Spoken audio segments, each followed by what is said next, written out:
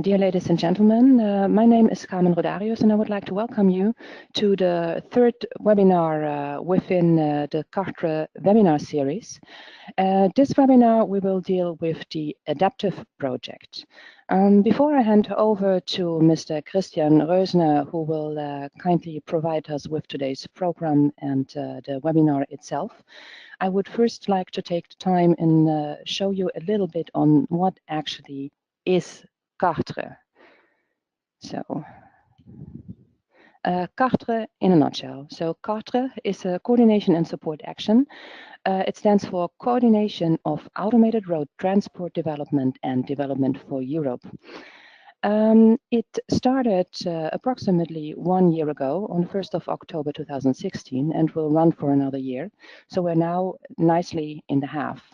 We have 36 direct partners from 9 EU countries and already 37 associated partners who are not funded in the CAD activities but are participating.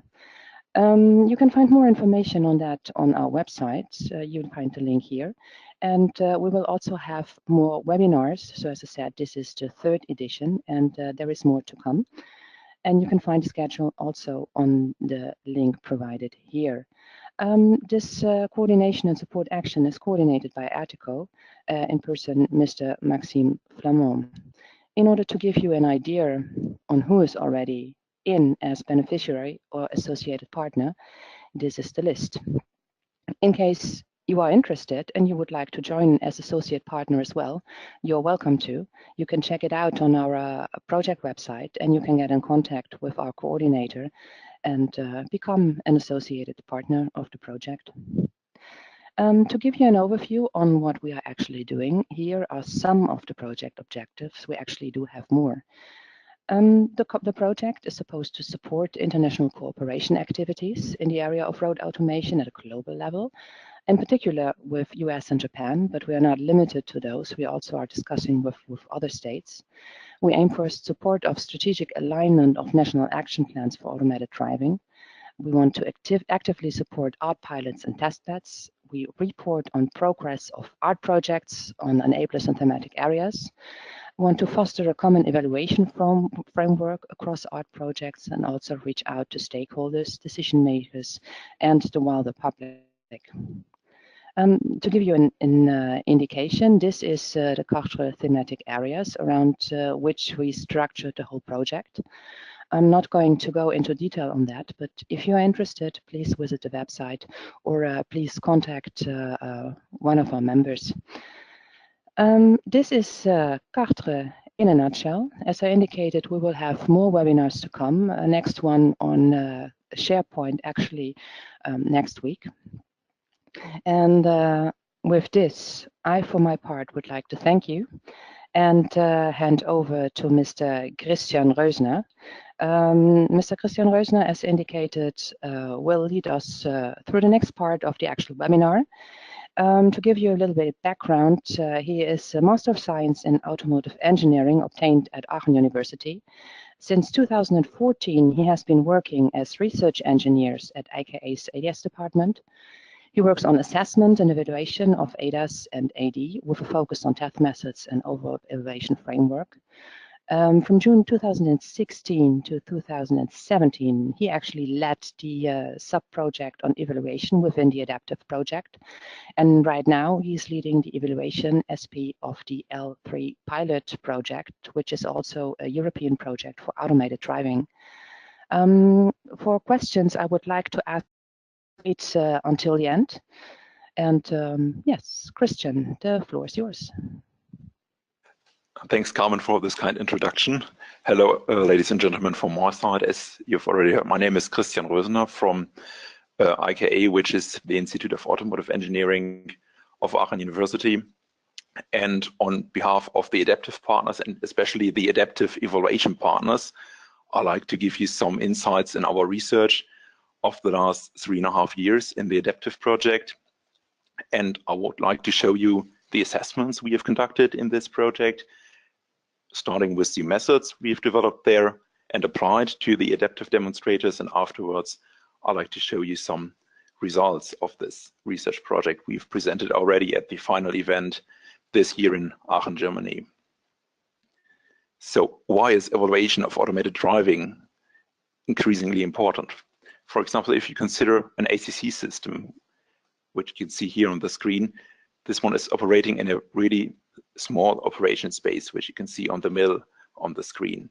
The parameters X, Y, and Z could be the velocity, the accelerations covered by the system, and, for example, the operating conditions. If we take a look at a motorway automation system, such as an SAE Level 3 Motorway Pilot, this is different. We have a significantly higher situation space, which has to be covered by the system and has to be evaluated. And it's really getting huge efforts if you consider a urban robotaxi, for example, a Level 4 automated driving function, which is operating on intersections, for example, in urban areas. So if you consider this development, evaluation is getting more and more important, because we have to cover the whole evaluation space or situation space in order to get the effect of the system.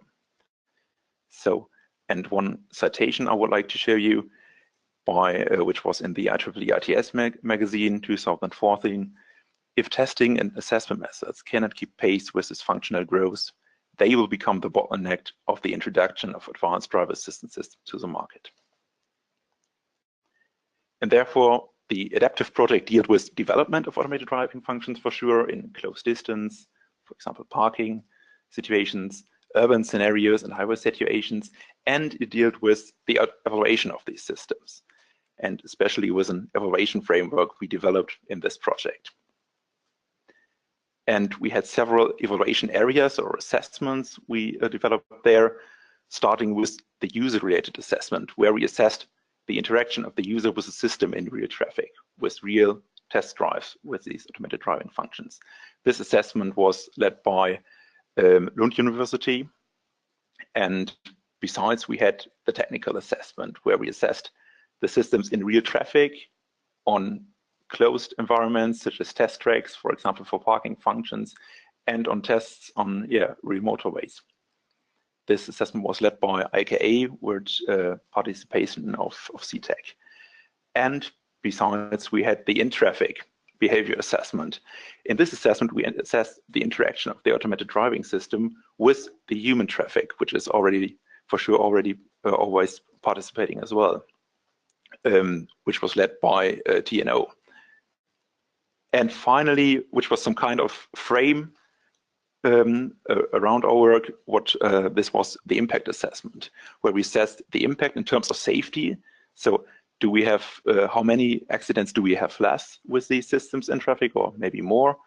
And what is the environmental benefit in terms of travel time, for example, and energy demand of these systems? Therefore, we use mainly simulations in AdaptIVE.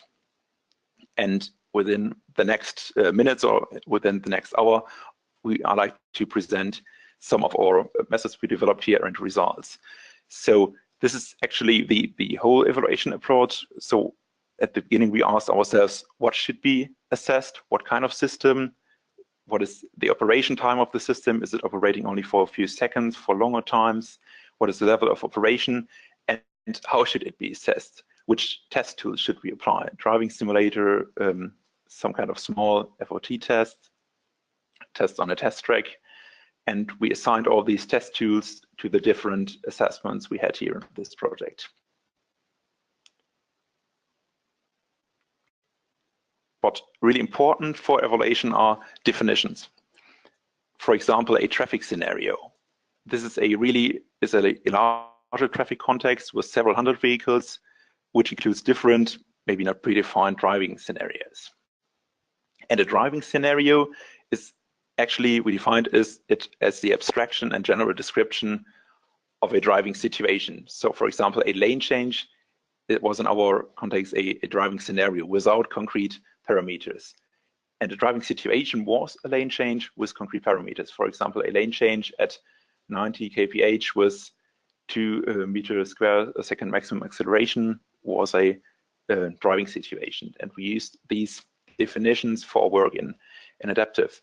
So the first question, which tools should we apply for the different types of assessment? For example, a field operational test, maybe for impact assessment. Actually, we came out to use simulations for impact assessment, tests in control field for what kind of functions, for parking functions or for motorway functions. So really, the challenge was to somehow select the appropriate test tools to the different automated driving functions in this project. And in order to cluster the automated driving functions, we came up with a classification scheme. First of all, event-based operating functions. These are functions which are only operating for a short period in time, such as parking functions, for example. A minimum risk maneuver is as well an event-based function which is operating for a short period in time, and continuously operating functions. These functions are active for a longer time period. Typically, a highway pilot is a very good example for these functions, so where the function is operating for minutes up to several hours. So, and what we did is, in order to limit the test amount, we selected, for example, considering the technical assessment, we assessed event-based function on a test track. So a research approach very similar to previous research projects in interactive.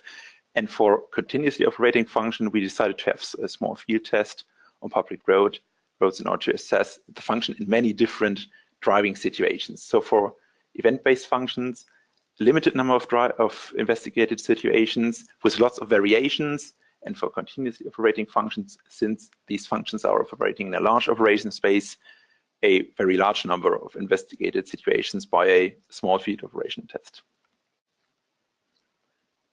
So yeah, we came up to cluster all these test tools to the assessment. For example, for the technical assessment, we had a small field operational test for continuously operating functions, and event-based functions such as parking functions were tested on closed field.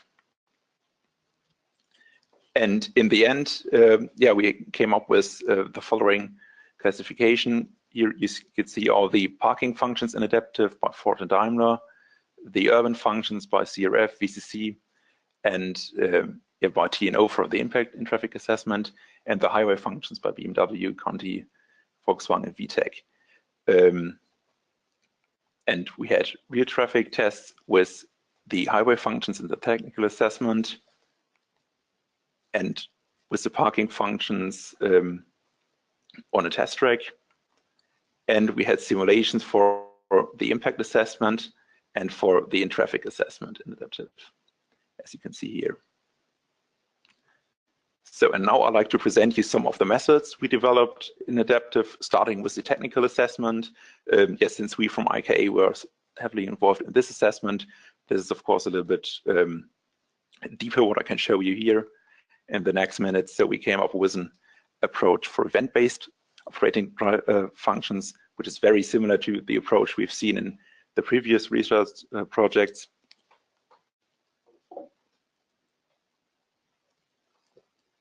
And for continuously operating functions, we had a new approach by doing a small field test in real traffic.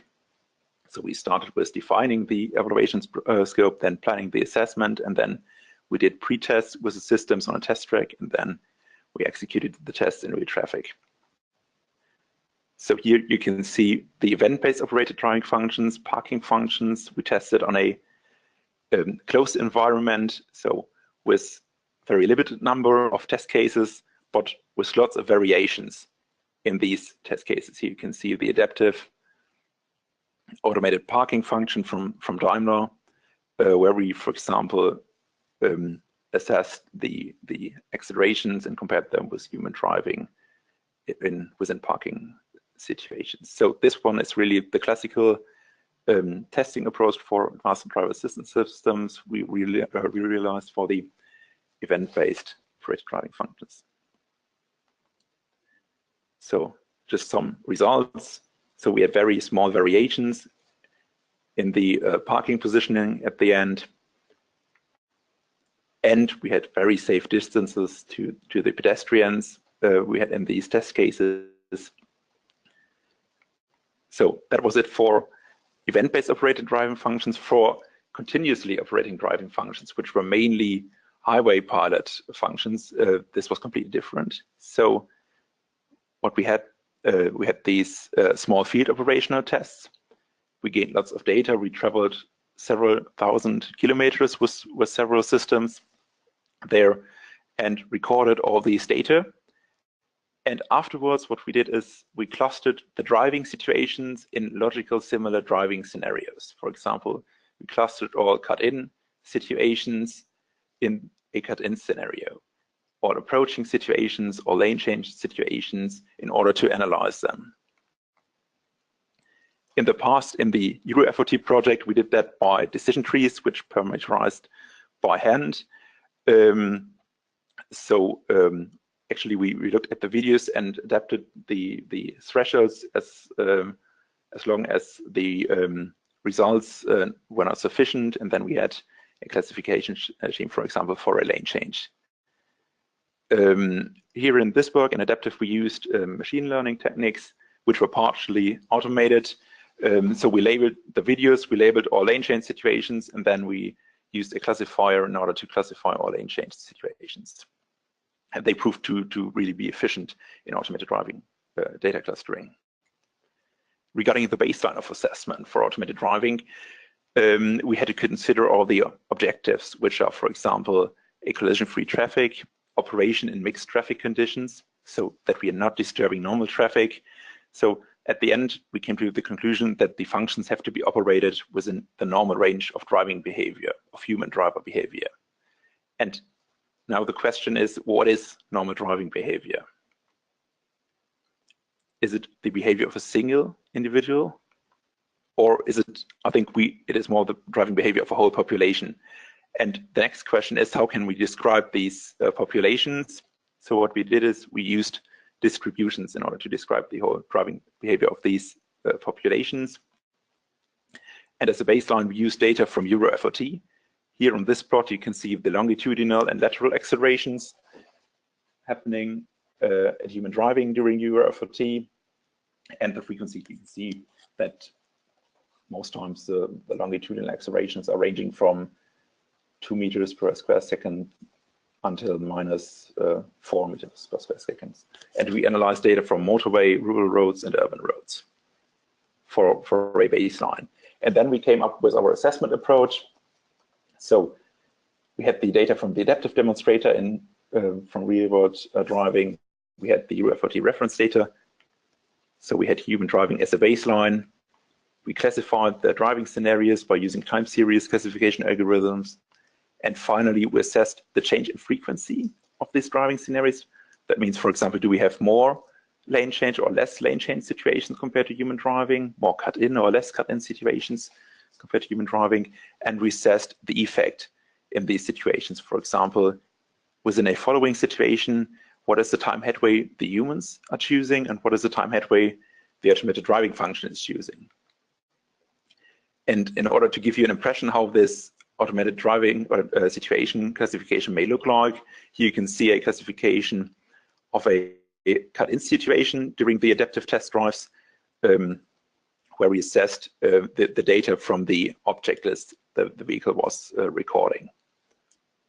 So, and on the bottom plot, you can see the automatic detection by the Markov models we used of these driving situations. Regarding the results of the technical assessment, the adaptive highway chauffeur showed a control capability which is very similar to human driving from EuroFOT. On the top plot, you can see the maneuver time or the duration of lane change maneuvers. You can see at the automated driving functions, it's way more deterministic than human driving. So the spread is really small compared to human driving. And regarding the time headway in following situations, you can see that it's really, yes, it's showing less variability with automation. So the automated driving function is focusing on a specified time headway, which has the advantage, which you can see on the plot as well, that situations with really small distances are not happening that often with automation. So regarding the frequencies, we had a small increase of lane change scenarios, and we had really lots of more cut-in situations of human vehicles cutting in of before an automated driving function. Regarding safety relevance scenarios, we used the Euro FRT metric, which says that we are analyzing situations with a time headway smaller than 1 second and a time to collision smaller than 1.575 seconds. We had a strong reduction of approaching situation, and we had an increase of cut-in of other vehicle situations with automation. So that's it for the technical assessment. Then we are coming to the user-rated assessment, which was led by Lund University, by Andras Vaheli. And within this assessment, we assessed the automated driving functions by tests in real world, with real world driving on motorways. For example, on this picture, you can see the Volkswagen Motorway Pilot, which we assessed with 21 test persons driving with this automated driving functions, first driving in manual mode, and then afterwards driving with automation. Yeah, here you can see a video from the driving with automation. So we had 2 observers in the car, 21 test persons, as mentioned in the highway chauffeur function, and we logged all driving data, distance keeping, lane keeping, and we had questionnaires for mental workload, trust, usability, experience effects, and so on. And the results indicated, in this case, that the drivers, for example, first of all, used the system as it was intended to be used, and we had a better speed adaptation to speed limits and conditions, better distance keeping ahead according to the test persons, better lane choice, better indicator usage, fewer dangerous lane changes. But due to the system limit of 130 kph, the overtaking maneuvers were quite longer compared to human driving. So especially on German motorways, humans are overtaking with more than 130 kph, but here the system had a limit, and yeah, it was really taking a long time for overtaking of other vehicles.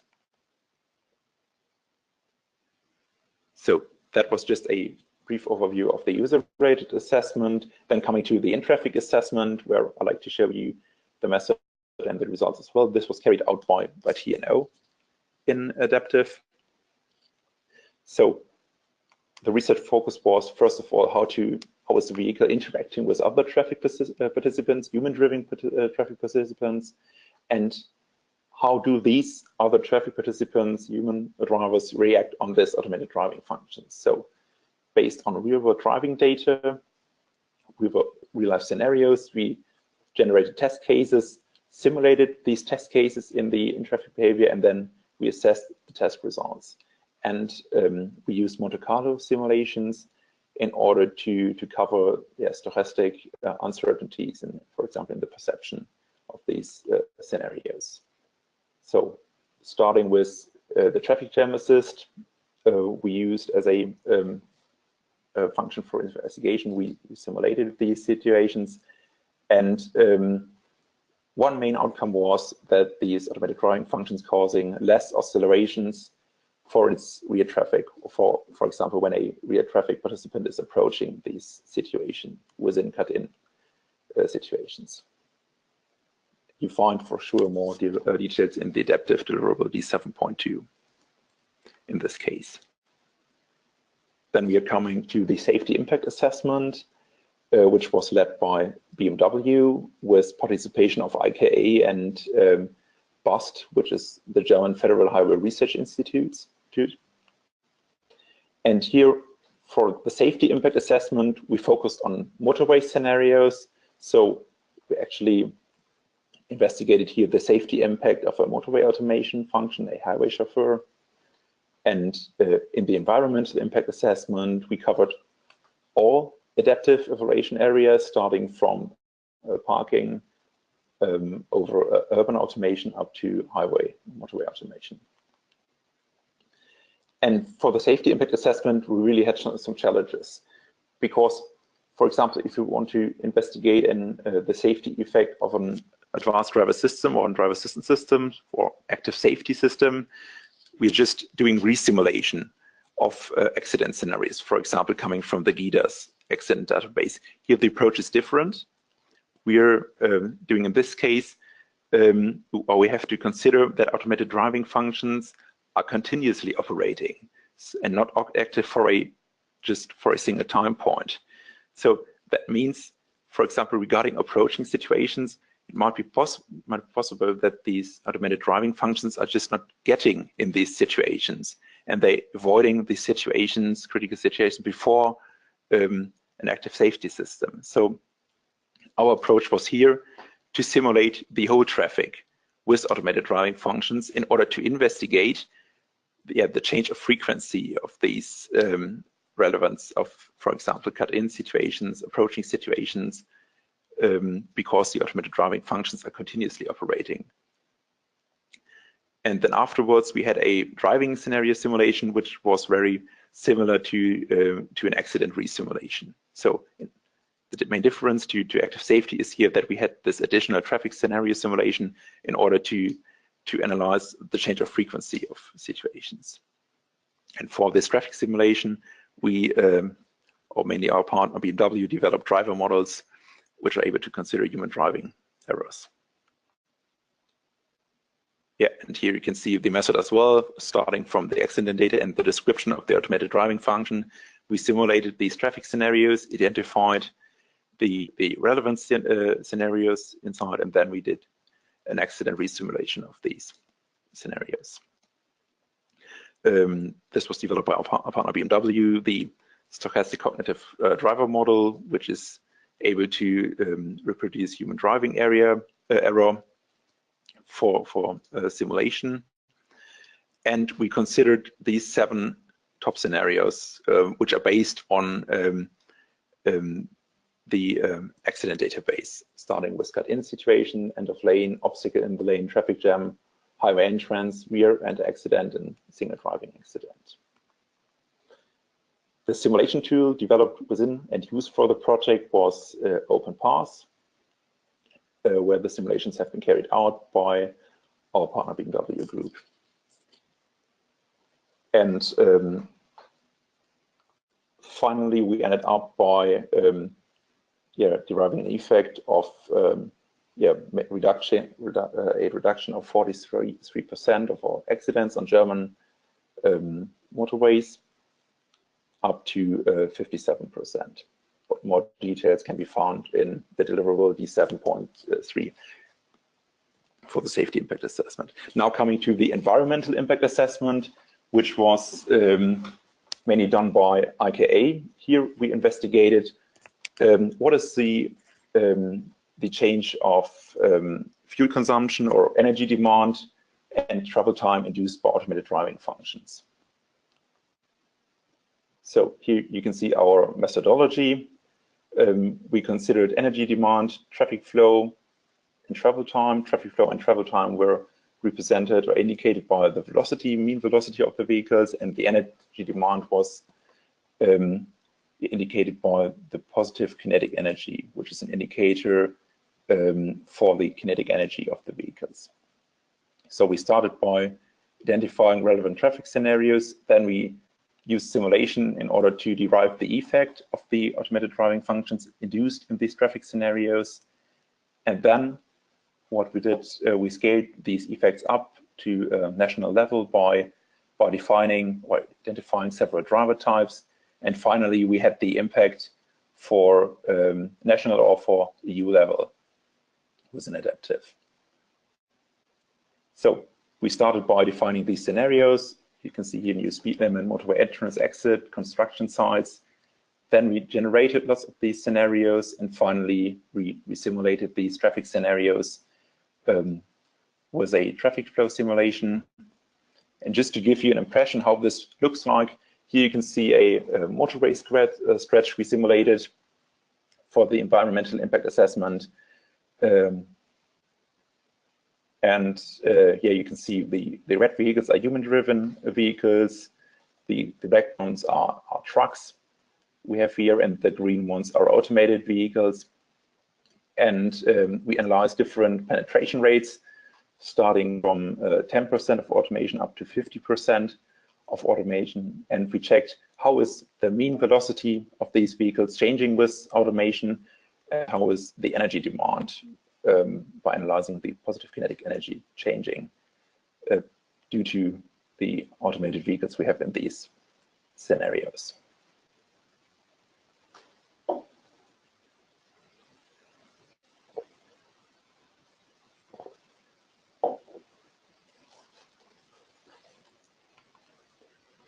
Okay, and we did this for motorway scenarios and for urban scenarios as well. Here you can see all the effects coming out of the assessment. And then, as I already mentioned, we did a scaling up by defining different driver types, which are driving different roads. And then we were able to aggregate the effects per single driver.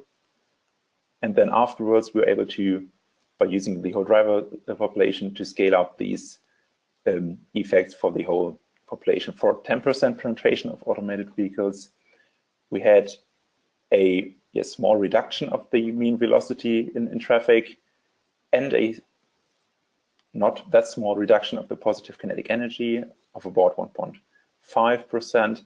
And for 50% penetration of automated vehicles, we had much stronger effects. We had a slightly higher mean velocity, a slightly better traffic flow, and we had a stronger reduction of the positive kinetic energy induced by automated driving functions. And we did this for urban scenarios as well as for motorway scenarios. Yeah, the last point of the environmental impact assessment were parking functions. So what we did here, we analyzed actually the required parking space for automated vehicles. And our assumption was that if the driver is not in the car, it's possible to park more narrow. So we analyzed the parking maneuvers, and then we analyzed the required parking lot and road width, which is necessary. And we came up at the end with an additional, with a determination of the additional parking space. So, and we analyzed several vehicle classes, starting from mini vehicles up to upper class, up to average vehicle, up to upper class vehicles. And we came up with the result that we have a benefit of automated driving, considering mini vehicles, of 17%. And for an average vehicle, we had 10%. For upper class vehicles, which are bigger for sure than average vehicles or larger in terms of space consumption, we had a benefit of 5% by automated driving functions. So these were all the assessments we had in the AdaptIVE project, and I now want to present you a small summary of all our assessments we did there. First of all, we are quite sure that the baseline for assessment should be human driving behavior. And this, for sure, as you have already seen, should be represented by using distributions, since human drivers are driving very differently compared to each other. So we have to use distributions in order to describe human driving behavior. And as you have seen by the user-rated assessment, the systems are affecting driving positively in several ways. For example, by having a better speed adaptation to speed limits, having safer lane changes, and less variations in the driving maneuvers. And a very interesting point, for example, considering the technical assessment, but considering the impact assessment as well, in contrast to active safety systems such as AEB system, we have a change in frequency of occurrence of traffic scenarios. For example, we have more lane change scenarios. Here in our examples, we have less approaching scenarios or safety relevant approaching scenarios, and we have more cut-in scenarios where humans are cutting in front of these automated driving functions. And this has consequences for the impact assessment as well, for the safety impact assessment, which need to be more detailed, be elaborated in the future.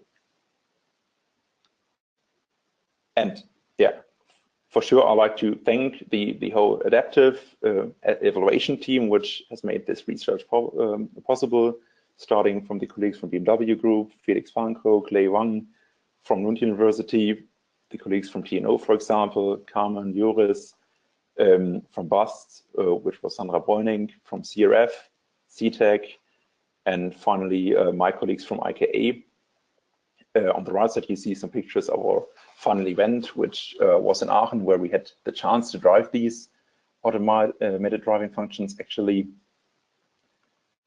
And if you're interested in more of our research, we had several publications on several conferences. For example, a publication regarding the automated situation classification published on the IEEE ITC conference last year.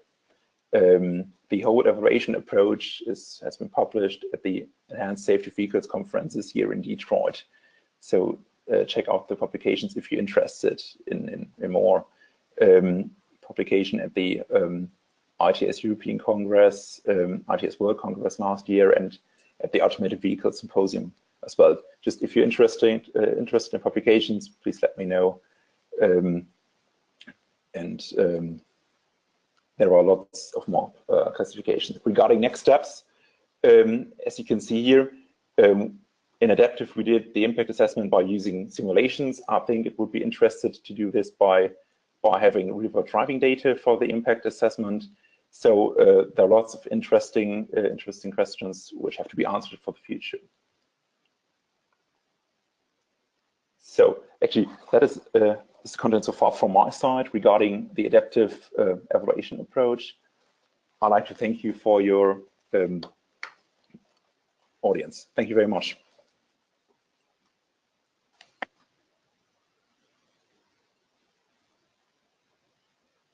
So we do have now some time for questions. So if you have questions, you may raise them.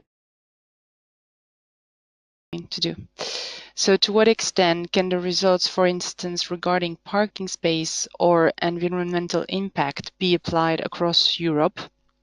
Are they predominantly German or also representative of drivers in, for instance, Portugal, Poland, or Finland? Yeah, that's very good and interesting question. The question is already about the input data we have. For example, regarding the environmental impact assessment, we have actually gained data which is usable for the whole European territory, because we use data or we used the routes from Google Maps here. So at this, I think we are quite good in using the data for the whole European territory.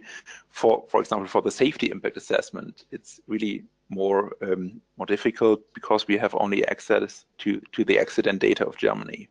So here it would be interested to use accident data from the whole European territory, from different European member states, in order to get the safety effect for the whole European territory. Because, for example, driving in Germany on motorways is different than other European countries.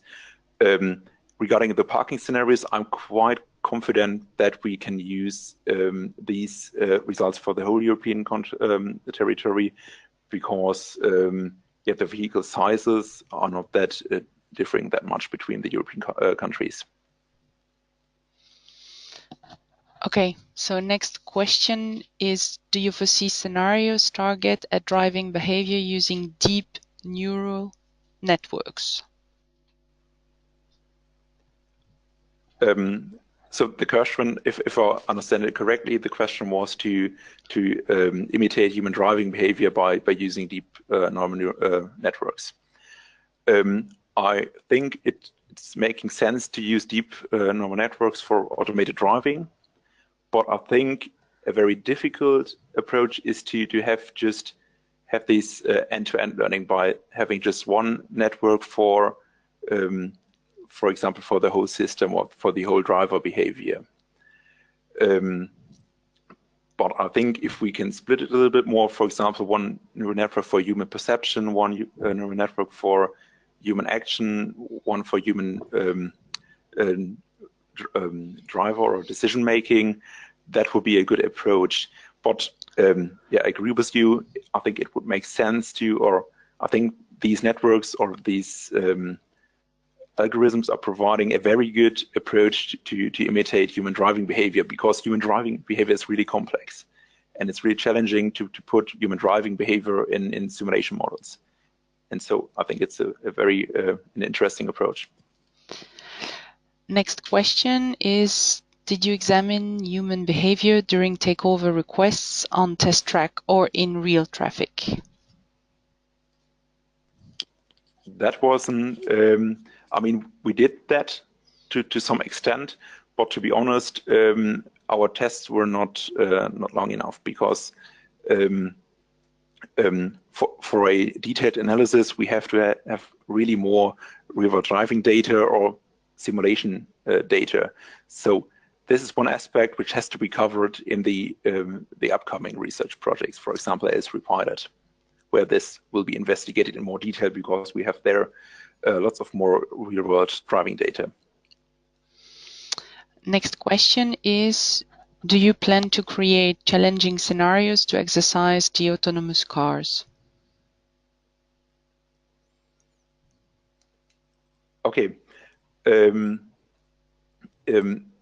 Interesting question is, as far as I understand it correctly, it's about test scenarios for evaluating automated driving functions.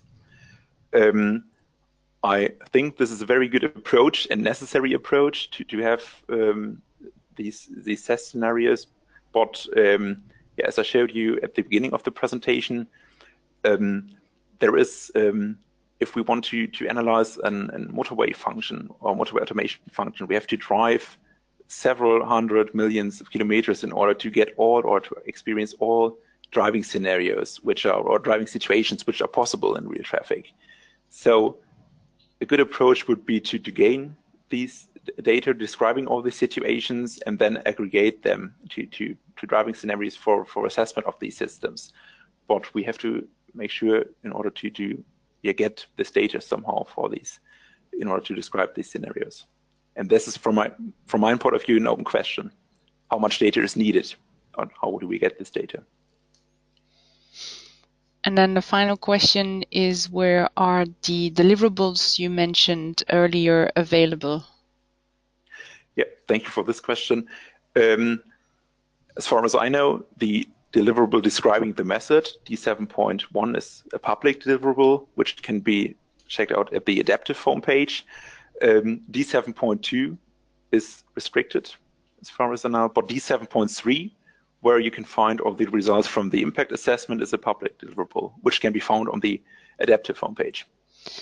And as for the presentation that you just made, I think we will make it available through the CAD website, correct? Okay, fine. I think the series of webinars presentations are available there. At least, yeah. This is what I would suggest. And there are the presentations of the AdaptIVE final event, which are available on the AdaptIVE website as well. And you can check those out as well. There you have even more content, as I've shown you here. Okay, Carmen, this was the last question. Okay, good. And then I would like to thank you again, Christian, for this very nice and very interesting presentation. And it is indeed the intention to have this webinar available via our website, where you can also find the previous 2 webinars already held on Autopilot and Fortnet. And yes, please come back for the next webinars and check out our homepage regularly to see the latest news and the latest developments. Yeah, thank you very much. Yeah, thank you.